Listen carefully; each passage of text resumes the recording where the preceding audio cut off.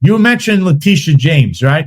So I have an article from Newsmax that came out very, I think it was today.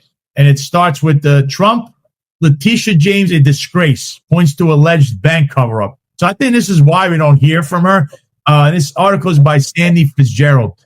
On Wednesday, President Trump took the Truth Social to attack New York Attorney General Letitia James based on a report on allegations she ignored evidence of $9.6 billion in sanctions violations.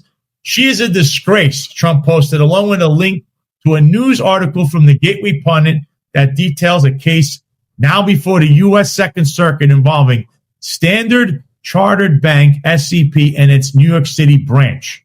The bank is accused of allegedly funneling at least $9.6 billion in illicit payments to Iranian and Hezbollah-linked entities in payments reportedly uncovered in internal trade records provided by whistleblowers.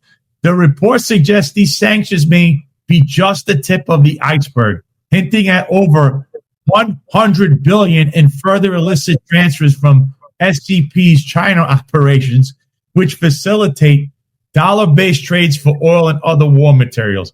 The outlet claims that in early 2024, James and senior staff, including Deputy Bureau Chief Scott Spiegelman, were briefed twice by whistleblowers and terrorism finance experts on the scheme. But rather than take action, James's office is said to have renewed SCB's state banking license, even though the payments were not disclosed in prior sanctions settlements. The report also highlights Spiegelman's later move to IBM, which allegedly advised SCB on how to conceal its trade data.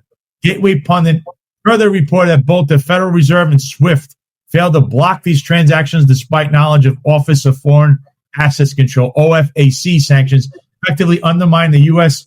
maximum pressure campaign. It called for federal prosecutors to take action, specifically urging D.C. USA and Southern District of New York to prosecute SCB for breaching its deferred prosecution agreement, urging Treasury to reclaim sanction enforcement authority from the Fed and seeking over $10 billion in penalties from SCB. So, Eric, if she doesn't have the problem with the mortgage fraud, we've uncovered that she's definitely something going on with the aforementioned mob associate supplement criminal Jimmy Rodriguez and that whole whoever was covering up or doesn't want to look at that human trafficking report in by the NYPD there.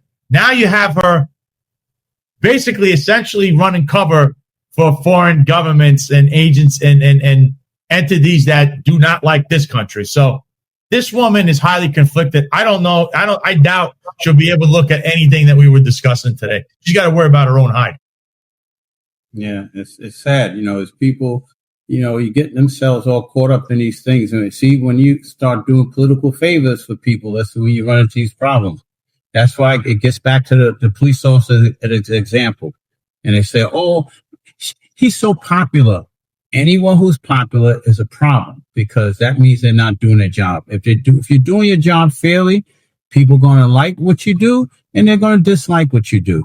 But if they love you so much, you're the sucker at the door. That's what it boils down to. Oh, God. You can't serve all masters. I say that all the time. You can't.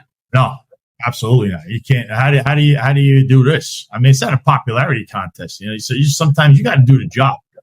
Her job is neglecting things, whether willingly or unwillingly or a willing participant.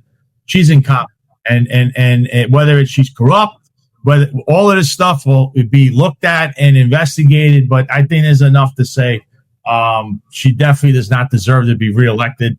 I don't know if she should remain in office under these scandals underneath her, because clearly she's going to miss the boat on this clear violation. This is going on decades, and I don't know.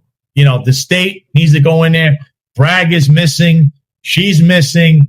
I don't know where the feds are at because we can't touch Eric Adams. He's the chosen one. He's the golden child for Trump. So I don't know. I don't know where do you go for justice here. Where do you go for justice for all these people that were terminated or arbitrarily overlooked?